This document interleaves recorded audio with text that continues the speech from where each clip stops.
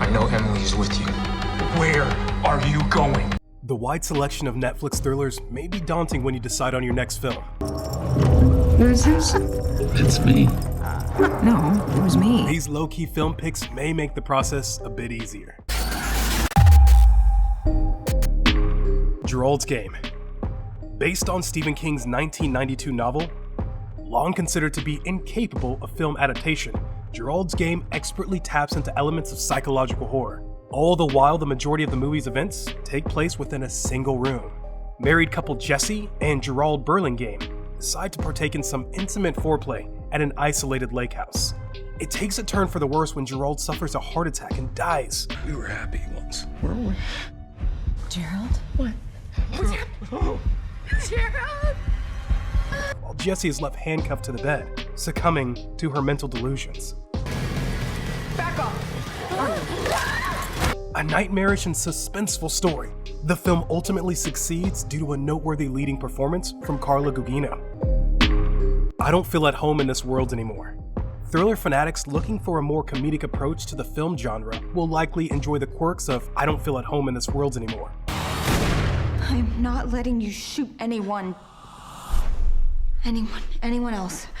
Depressed and middle-aged Ruth Kimke arrives home to a burglarized house and decides to take matters into her own hands, tracking down the stolen belongings, assisted by her eccentric neighbor, Tony. My house got robbed. What did they take? My grandma's silver. While the momentum earlier in the film lends itself more to precise character development, unraveling events lead the central characters into increasingly dangerous predicaments in a deeply satisfying yet offbeat story. The Killing of a Sacred Deer. An irrelevant blend of psychological horror and thriller from A24, The Killing of a Sacred Deer serves as the modern interpolation of the ancient Greek tragedy, Iphigenia in Aulis. Written by playwright Euripides sometime between 408 and 406 BC. Did his father die? A surgeon never kills a patient.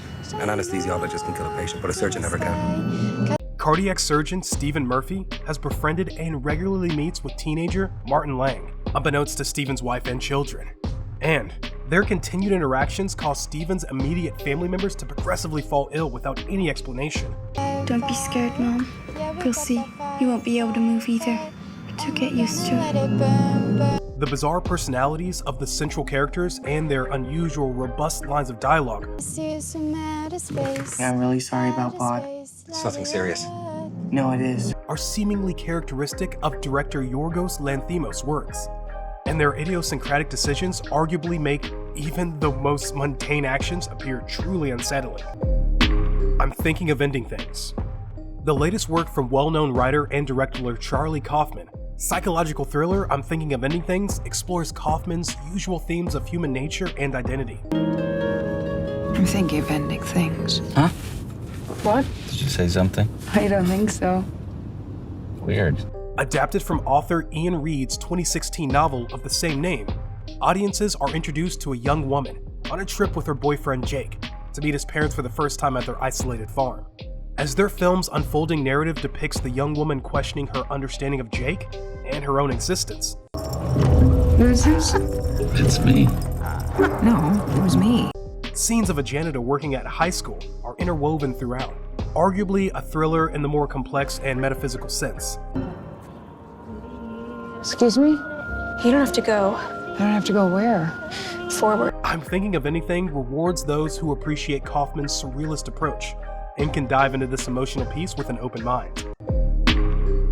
Good Time. Before audiences were exposed to the Safdie brothers' critically acclaimed Uncut Gems, the sibling filmmaker duo was perhaps recognized for their lesser-known crime driller, Good Time. So I told you about my brother, yeah? Something happened. I don't know exactly what. He's been arrested. He's being held at Rikers Island. Love? Set in Queens, New York, criminal Connie removes his developmentally disabled brother Nick from his court-orderly therapy sessions and brings him along to rob a New York City bank. Once Nick is caught and arrested by police, Connie quickly sets off to secure an extra $10,000 so he can post his brother's bail and have him released from Rikers Island. High stress and anxiety-inducing, this top-notch heist thriller is expertly rounded out by visually appealing and gritty cinematography, a dark and ominous musical score from electronic musician Monotrix Point Never, and an adrenaline-fueled career best performance from Robert Pattinson. The Clovehitch Killer. Elements of family dynamics combined with a coming-of-age approach ultimately define The Clovehitch Killer as an effective horror thriller, primarily based on the life of serial killer Dennis Rader, infamously known as the BTK Killer. The film follows 16-year-old Tyler Burnside, who lives with his family in Clarksville, Kentucky, where the infamous Clovehitch Killer seemingly disappeared from 10 years prior after killing 10 female victims. While borrowing his father Don's truck one night, he discovers a BDSM-related photograph between the seats and begins to suspect whether Don has any connection to the killer. Official victims. No fingerprints, no blood. Just the clovehitch tied to every victim's house. With a strong, tension-building narrative without reliance on typical horror types. I'm meaning to talk to you. You know we're made in God's image. But men like you and me, we got thoughts. The Clovehitch Killer successfully establishes a sinister atmosphere that is continuously amplified up until its satisfying closure. Paranormal Activity. Admittedly more recognizable than the other entries on this list, the inclusion of Paranormal Activity in Netflix's array of movies 15 years later allows a younger generation to stream the horror thriller classic. A frightening independent feature shot with just a $15,000 budget. Did you hear that? Oh my god. There's footsteps in, but there's no footsteps A out. young couple believe they are haunted by a supernatural demon after they move into a suburban home. They set up a camera to try to record any occurrences during the night. Applying found footage horror movie conventions widely popularized in the early films such as The Blair Witch Project. This is an effectively terrifying and unnerving movie that benefits from the omission of fast-paced horror elements and flashy special effects in favor of an intense focus on a single setting.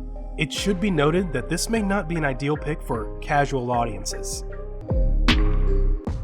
Buster's Mall Hard. Audiences searching for a niche trailer with elements of mystery may find the surrealist Buster's Mall Heart to be a satisfying, albeit unusual watch. Starring Mr. Robot and Bohemian Rhapsody actor Rami Malek as Jonah, later referred to by the nickname Buster, this somewhat non-linear story illustrates 3 different points in time, beginning with a bearded Jonah in present day fleeing from authorities on a snowy mountain range.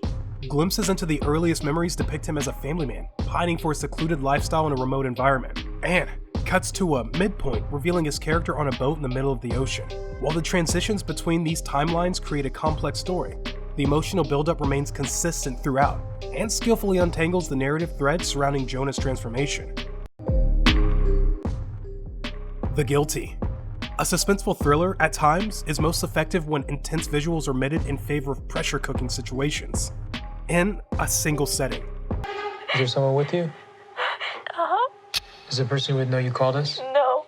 Who do they think you called? Your child? Yes, sweetie. Does the person you're with have a weapon? This is the case for the recently released crime thriller, The Guilty, serving as a remake of the 2018 Danish film of the same name, and with a screenplay by True Detective creator Nick Pizzolatto.